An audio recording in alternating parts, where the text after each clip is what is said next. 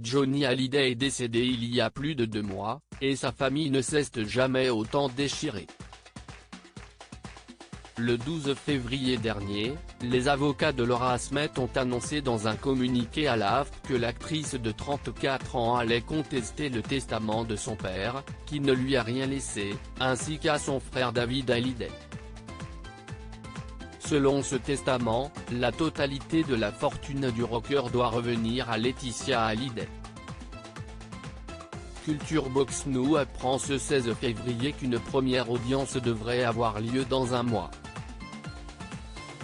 Cette audience devra déterminer si un juge est compétent pour régler cette affaire, et surtout, si est-il le droit californien ou le droit français qui doit s'appliquer dans ce cas-là. Et si est-il cette question qui est essentielle puisque dans le droit français, il est interdit de déshériter l'un de ses enfants. Cette interdiction n'existe pas dans le droit californien. Pourquoi Johnny Hallyday a-t-il déshérité ses enfants?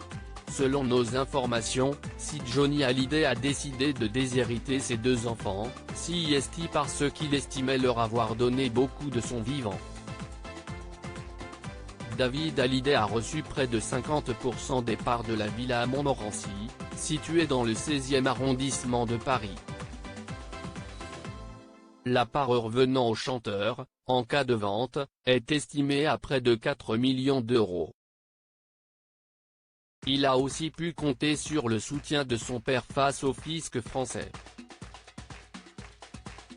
Laura Smet, elle, en plus d'une rente de 5 000 € par mois pendant 14 ans, a reçu un chèque d'environ un demi-million d'euros de son père pour un appartement situé à Saint-Germain-des-Prés.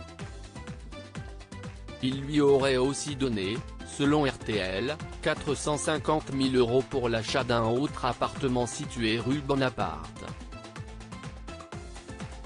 Un total d'environ 1,5 million d'euros.